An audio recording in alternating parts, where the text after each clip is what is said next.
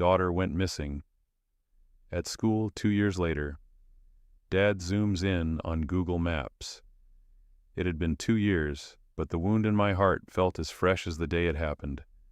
The day my little girl Eugene went to school and never came back. "Mom, I'll be fine. I'm just going to class," she had said, flashing me that bright smile of hers. I had kissed her goodbye like any other day, never imagining that would be the last time I'd see her. That's how it happens, isn't it? One moment everything is normal, the next your world shatters into pieces. That Sunday afternoon 2 years later, I found myself sitting in an unfamiliar Airbnb in suburban New York, staring at the screen of my laptop with a kind of desperation I'd become all too familiar with. Daniel, my husband, was pacing behind me, talking to the police as we waited to hear back from them. It felt like we had been waiting for years, even though it had only been 2 months since we received our most recent tip. "I think I might have found something, Daniel," I said softly, zooming in on the Google Maps screen in front of me. He looked up from his phone, frowning as he walked over. He had aged in these past 2 years, just like me. The once youthful sparkle in his eyes was dulled by the grief we carried with us every single day. His face, lined with worry, mirrored my own. We both knew this could be another false lead, but I couldn't shake the feeling that this time we were finally getting closer. He peered over my shoulder. "What do you mean, Rachel?" I didn't answer right away. Instead, I zoomed in even further on the map, trying to find something, anything that would give me hope. The image of Eugene's face, her big brown eyes and cheeky grin had haunted my every waking moment. I had memorized her last known location, the route she walked every day, and now I was memorizing this new place we had arrived at, in the hopes that something, anything, would point me toward where she was. "I'm just looking at the area," I said quietly, almost to myself. "This is near Bryant Park. I think I can find the spot." For the last 2 years, I had prayed, searched, and followed any possible lead, but each one turned out to be another dead end. There were so many moments of false hope, moments when I thought I could finally hold my little girl again, only for everything to come crashing down. But something felt different now. Daniel rubbed his temples, his exhaustion more visible than ever. "Rachel, I know you're hopeful, but we've been down this road so many times." I nodded, my heart sinking, but I couldn't give up. Not when I could feel her so close. 2 years ago, we were living in Pine Hollow, a small, quiet town in Idaho. The kind of place where everyone knew everyone, where nothing horrible was supposed to happen. And then it did. Eugene, our precious 11-year-old, had vanished without a trace. Her disappearance was a puzzle I couldn't solve, a mystery that had taken over our lives. And now here we were across the country in New York City, hoping to track down one single reliable lead. I'd gotten a tip from an anonymous caller. They said they had seen a girl matching Eugene's description at a homeless community event near Bryant Park.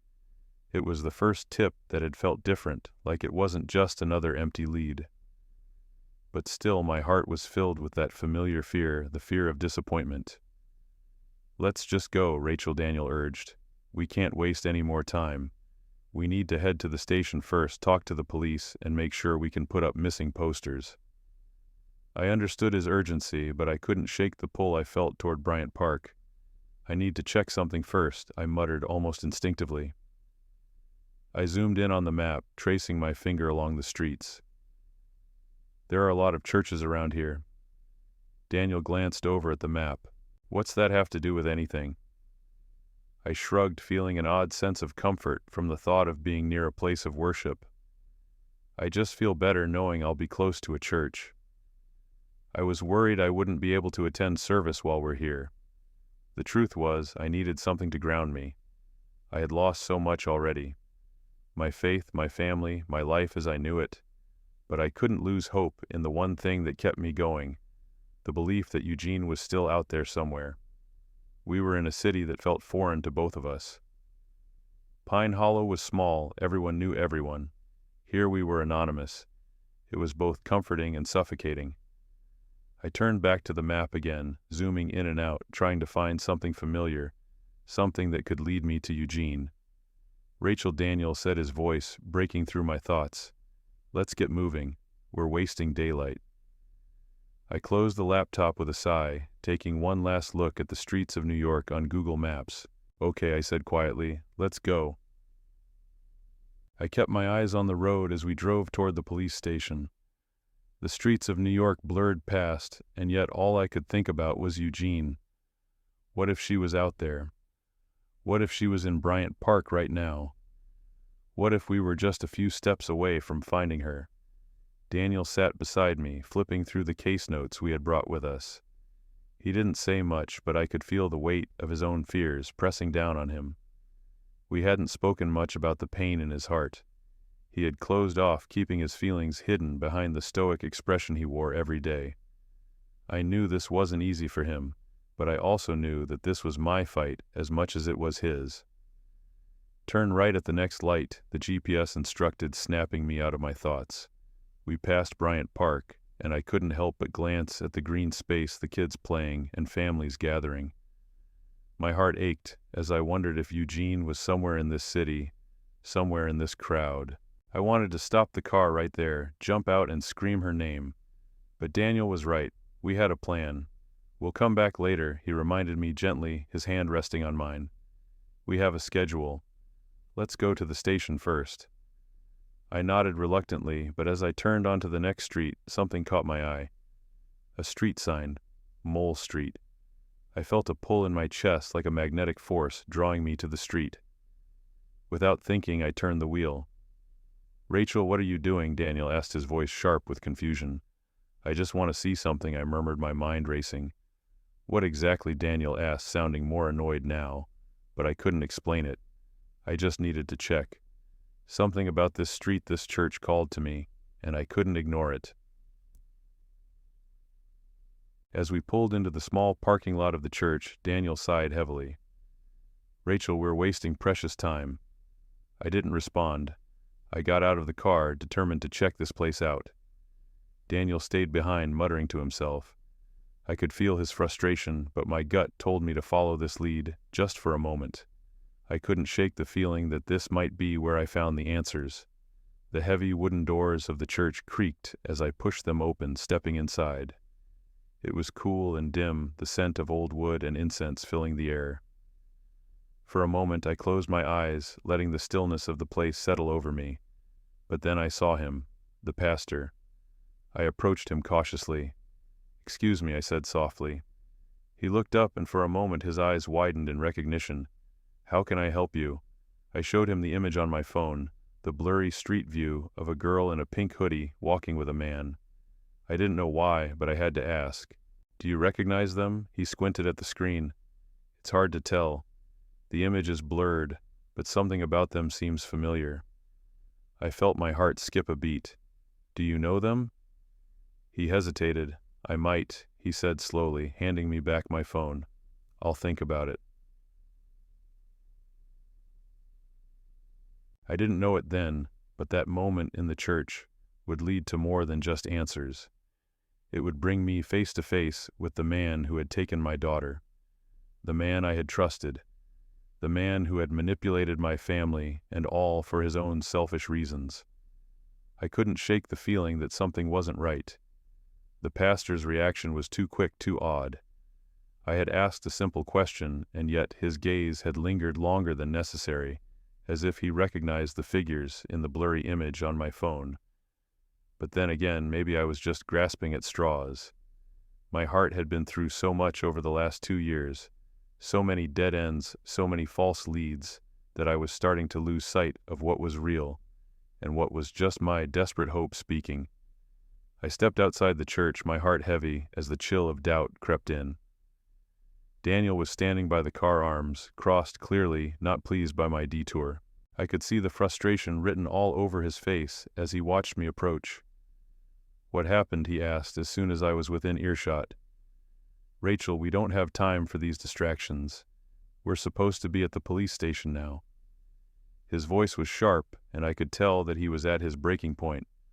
But I had to explain. I had to make him understand. "I don't know, Daniel, but something about that place doesn't sit right with me," I said, my voice trembling slightly. The pastor seemed to recognize the figures in that image. "He's hiding something." Daniel let out a long sigh, running his hands through his hair in frustration. Rachel, you've been on edge for months. I get it, I do, but we have to stay focused. We'll get more from the police.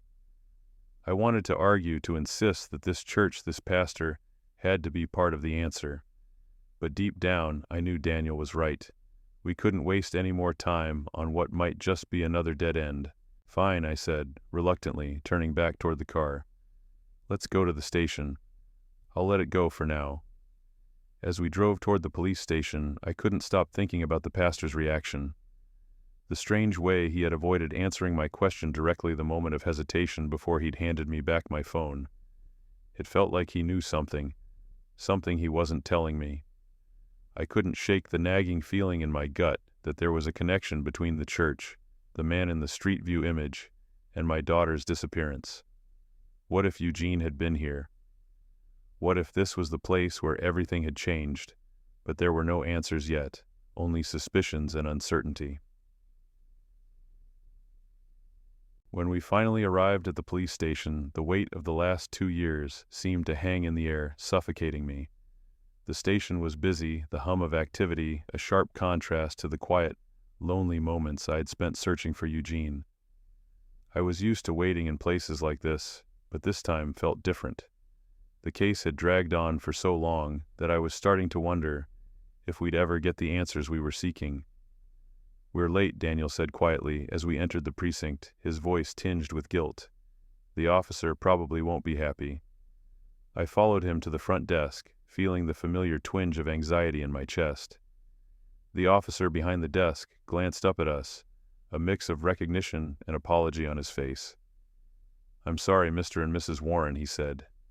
Detective Morris had to step into another meeting. "You're a bit late." My heart sank. Of course, the one time we finally had a lead, and we were late.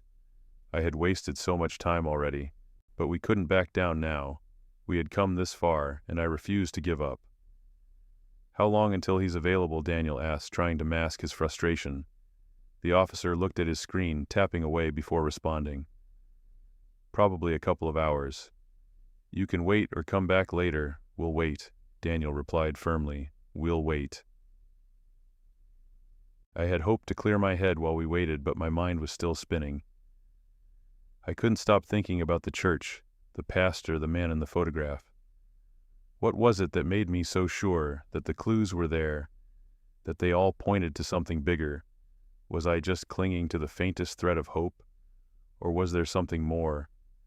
I pulled out my phone once again, going over the blurry image I had saved. The girl in the pink hoodie was still there, walking with the man, their faces hidden, the image too pixelated to tell for sure. But something about it gnawed at me. My instincts were screaming that I was on the right path, even though I had no evidence to back it up. Suddenly my phone buzzed. It was a text from Melissa, one of my co-workers back in Pine Hollow. She had been helping me look into the mysterious evangelist Matthew. "Rachel, I found something." I opened the text eagerly, my pulse quickening. "What did you find?" she replied almost instantly. "I did some digging. There's no record of evangelist Matthew attending seminary like he claimed. I also found something odd about the woman he healed in that wheelchair. She hasn't returned to church since he left." I could feel my heart race as I read her message. It was everything I had feared. This man wasn't who he said he was. He was a fraud, and he had lied to all of us. I quickly typed back, "Please keep looking into him. I think he's involved in Eugene's disappearance." Before I could read her reply, the officer at the front desk motioned to us. "Detective Morris is ready to see you now." I stood up, my heart pounding in my chest. I didn't know what I expected to find in that room, but I knew it had to be something. I couldn't shake the feeling that everything was finally coming together. This wasn't just a random tip. This was something more. As we walked toward the interview room, I glanced at Daniel, who looked as weary as I felt. I squeezed his hand, knowing that we had to keep going no matter how many dead ends we faced. The detective was waiting for us inside the room, his face serious but kind. He gave us a nod, and I could see that he was genuinely happy for us. He had been with us on this journey from the beginning. But as we sat down and started talking about the latest lead, I couldn't shake the feeling that something was about to change. We sat across from Detective Morris, the sterile, fluorescent-lit room pressing down on me as I tried to focus. Daniel's hand was still on mine, but it didn't provide the comfort it once did. I kept thinking about the photograph, the vanilla scent, the strange way Evangelist Matthew had acted when I showed him Eugene's picture. My gut was telling me that something wasn't right, that we were close to the truth, but I didn't know how much more I could take. The frustration, the uncertainty, it was too much. Detective Morris flipped through the pages in his file, a few papers rustling in the quiet room. He looked up at us, his sharp eyes softening when they landed on me. Rachel Daniel, I want to start by saying I'm glad you're here today. I know it's been a long road, and I know this is difficult. I nodded, unable to speak. My throat felt tight. How could we have gone so long without answers? 2 years without knowing where Eugene was, and now, I felt like the pieces were falling into place, but everything was still so fragmented. We've been working on the information you provided, Detective Morris continued, his voice steady. We've been cross-referencing leads, trying to get a sense of where to look next. I could tell by the way he spoke that there was some hope now, a glimmer where there had been none before. It made my heart beat faster, but it also terrified me. What if we were too late? There's one thing that stands out, the detective added, looking at me closely. Your tip about the man you saw in the photo with the girl wearing the pink hoodie has led us to something significant. The picture you showed us, Rachel, it's not just another lead. It's connected to someone who has been known to authorities before. I felt a chill crawl up my spine, who I managed to whisper, my voice barely audible. His real name is Derek Lanton, Detective Morris said, flipping the file open. He's been traveling under the name Evangelist Matthew, but his background is much darker. He's been involved in several cases of fraud and has a history of exploitation. He's been preying on vulnerable people who trust him because of his position in the church. My breath caught in my throat. What are you saying? I almost couldn't process what I was hearing.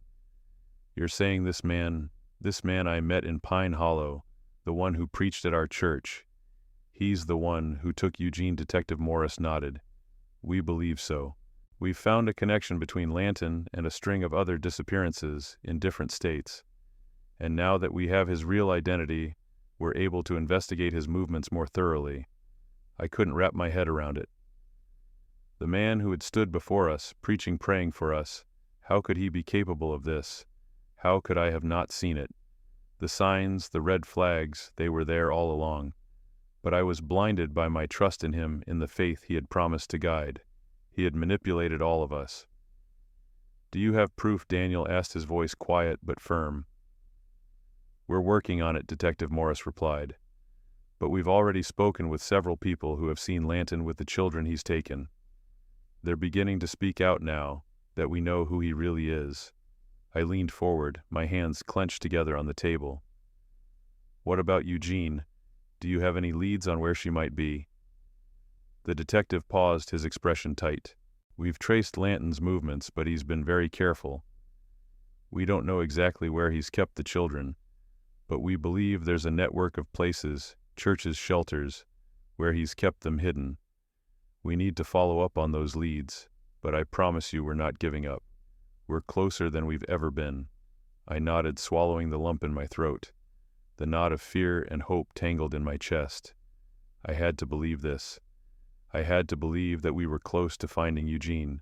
It had been so long, I didn't know how much longer I could wait. What happens now? Daniel asked, breaking the silence. What's the next step? Detective Morris looked at him and then back at me.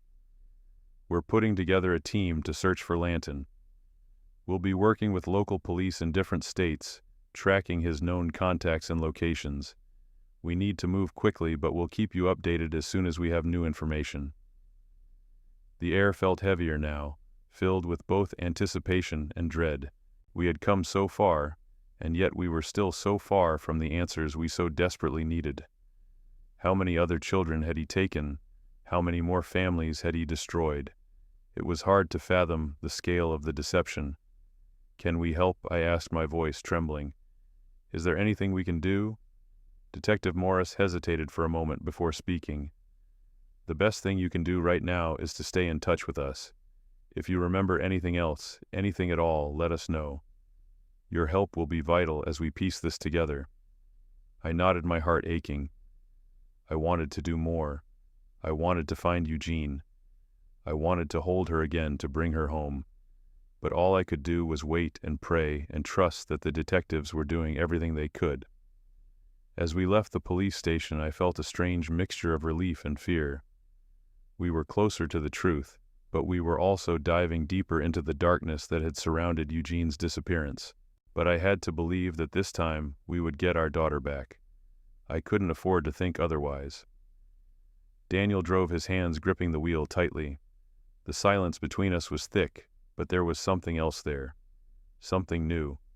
A sliver of hope. We had barely slept the night before, our minds tangled with what we had learned at the police station.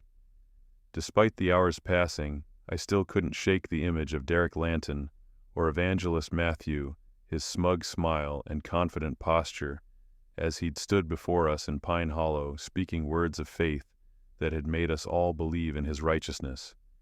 Now everything I had known about him felt like a lie, a manipulation that stretched across states and years. Daniel and I sat in the rental car, our minds reeling. The detective had been right when he said this man was dangerous. He had groomed and deceived countless people, all under the guise of faith, and now we were learning just how deep his web of lies went. The sound of the car's engine was oddly calming the hum of the road beneath us, a sharp contrast to the chaos churning inside my chest. We had made the decision to follow the police's lead and not waste time on detours, but there was a nagging thought in the back of my mind. As we made our way out of the precinct, I glanced at the map on my phone, the familiar blue lines guiding us through the streets of New York. My thoughts kept returning to Eugene, the missing girl I had once held in my arms, the girl I had loved with every fiber of my being. My phone buzzed, interrupting my reverie. I looked down at the screen. Melissa's name flashed across it. Without hesitation, I answered. Rachel. I found something, Melissa said, her voice strained but determined. I dug into Matthew's background, or rather, Derek Lanton's, like you asked. It's worse than I thought. He didn't just stop at pretending to be an evangelist. He has a criminal history, fraud charges, some assault allegations, even a few cases of child endangerment. This guy is dangerous. I'm so sorry, Rachel, but it looks like you were right about him. I felt the weight of her words settle deep in my chest. It was a confirmation I had hoped for, but never wanted to hear. What else did you find? I asked, my voice barely above a whisper. His real name is Derek Lanton, and there's more, Melissa continued. I went through old records. He's been running this scam for years, traveling across the country, under different names, taking advantage of vulnerable communities. And Rachel, the woman in the wheelchair, at the healing service, she wasn't the only one.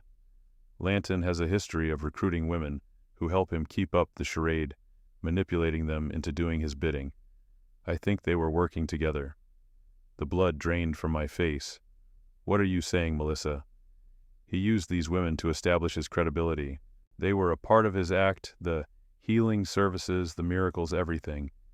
He kept them close controlled, part of his network of deception. I felt my heart drop to my stomach. The idea that there were others working with him, that there were more people out there who had been complicit in his crimes, was almost too much to bear.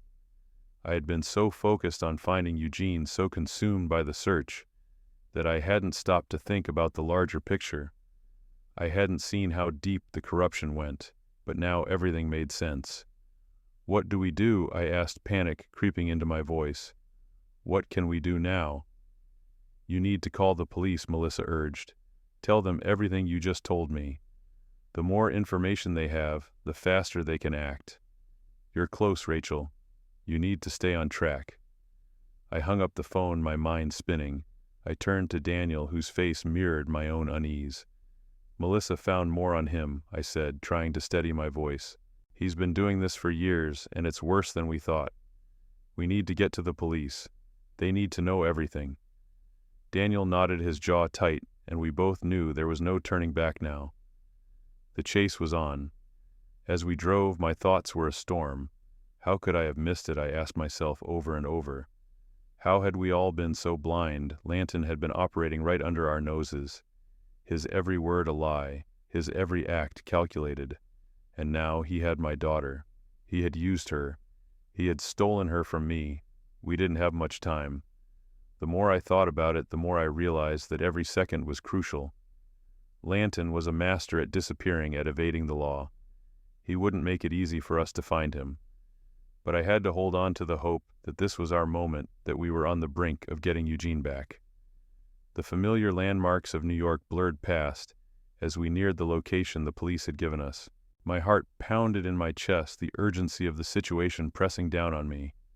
We parked outside the building, and I saw several police cars already gathered. Officers were preparing for something, I wasn't sure what, but I knew it had to be connected to Lanton. We rushed out of the car, Daniel's grip on my hand tight and firm.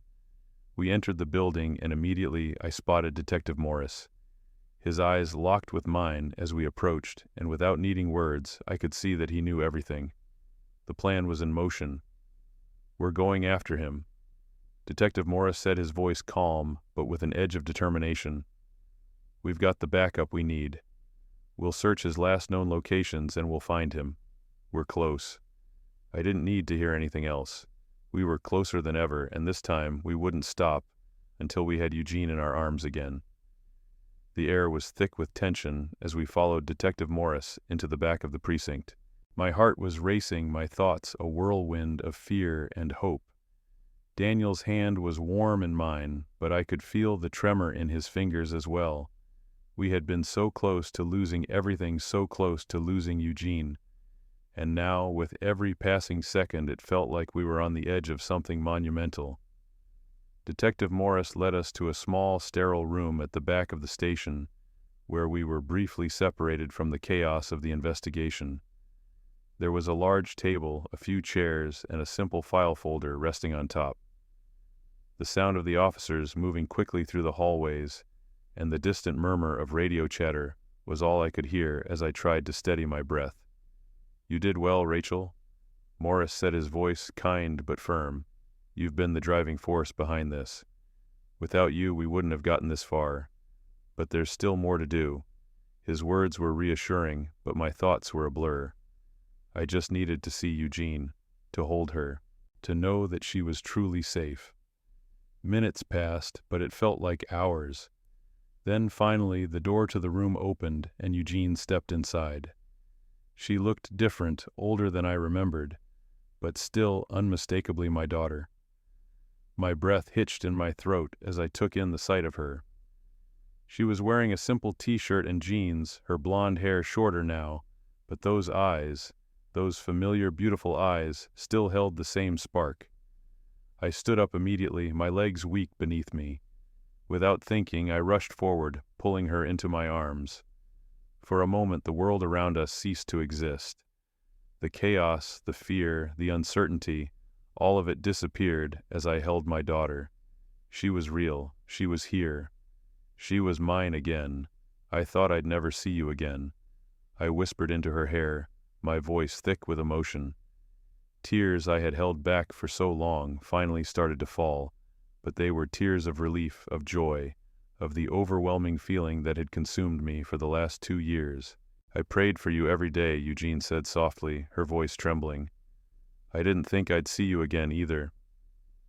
Daniel stood behind me, his hands gripping the back of the chair, his face pale but filled with disbelief. "Eugene," he said, his voice cracking, "we've missed you so much." As we pulled away, I saw the same confusion in Eugene's eyes. She didn't understand everything that had happened to her, not yet, but I would make sure she understood. I would help her through this no matter how long it took. Detective Morris stepped forward, his face somber. "Rachel, Daniel, I'm glad to see you all together, but we need to talk about what happened. We need to get Eugene's statement." I nodded, my heart still racing. "I'm ready," I said, though I wasn't sure if I meant I was ready to hear it, or if I was ready to help her understand. Eugene in her quiet strength nodded as well. As we sat down, I tried to focus. Eugene spoke in a soft voice, recounting the details of what had happened since that fateful day 2 years ago, when she had been abducted by Derek Lanton, the man who had deceived so many. Her story was a mixture of fear, confusion, and the kind of trust that only a child can place in someone who claims to be a figure of authority. I was with my friends after the class. Eugene began, her voice steady now. We were just walking, and then he stopped. He told me you two had been in an accident. He showed me pictures of you both. It didn't make sense, but he said it was true. I felt the blood drain from my face as I listened. This man had orchestrated an entire fake funeral, showing my daughter pictures of our coffins, convincing her that we were dead. I had never imagined the depths of his manipulation, but that was what he had done. He had taken my daughter under false pretenses, convinced her that everything was okay, and used her vulnerability against her. I had to hold my composure as Eugene continued her recount. I thought he was doing what was right, Eugene said, her voice cracking a little. He said I needed to help him to learn from him. And I thought I was doing something good. We played games, watched movies. He was always nice to me at first, but I never saw you again. I thought I would be alone forever. It broke my heart hearing her say those words. My baby alone and afraid, thinking she would never see me again. I couldn't let myself break down, not yet. I had to stay strong for her. Daniel's hand found mine again, and I squeezed it tightly, trying to remain composed. This was far from over. We had found Eugene, but there were still so many unanswered questions. I could feel the tension building as the detective spoke again. We've arrested Derek Lanton, and we're tracking down the woman who assisted him, Carla Benson, his accomplice. The police are doing everything they can to ensure she is held accountable, as well as anyone else involved. We've also contacted all the other children who were with him during his missions. We're still gathering information, but it's safe to say there are more victims out there. The weight of it all felt unbearable. There were other children who had been taken just like Eugene, children who had been manipulated, isolated, and exploited. My heart ached for them, even as I was thankful that Eugene was back. I didn't know how to process it all, how to wrap my mind around what had happened, but I knew that I would keep fighting for those other kids, for all the families who were still waiting for answers. I want to see him, I said, my voice determined. I want to know everything. I want him to know what he's done to my daughter. Daniel turned to me, his eyes soft, but filled with concern. Rachel, I understand. But this isn't the time. He's in custody. The police will handle it. We'll find out what we need to know. I wasn't sure if I could wait. The anger and pain that had been simmering inside me since Eugene's disappearance had now bubbled over, and I wanted to face the man who had taken my child. But Daniel was right. We had to be patient. The police would find the truth, and we would get justice for Eugene. For now, I just wanted to focus on what mattered. My daughter was home safe and sound. The rest of the world could wait. The drive back to our Airbnb felt like a dream, surreal in its tranquility. Eugene was asleep between us, her small form finally at peace after 2 long years of uncertainty. I couldn't help but glance at her every few moments, still processing the fact that my daughter, the little girl I'd lost, was right here with me again. Daniel's hand was resting on mine, a silent gesture of reassurance. We hadn't spoken much since we left the precinct. Words seemed unnecessary when everything had already been said. Our hearts were full, yet the weight of everything we'd been through still lingered. I couldn't help but replay the moments of the day, the police station, seeing Eugene's face, hearing her voice again. I had never stopped hoping, never let go of the belief that one day I would find her. The relief, the joy, and even the anger at everything Derek Lanton had done flooded through me. But there was one thing I knew for certain: now nothing would stop me from protecting Eugene, from ensuring she would never feel lost again. As the car slowed and we approached the Airbnb, I realized how much had changed, and yet how much was still the same. The journey wasn't over, it was just beginning. But for the first time in years, I felt peace.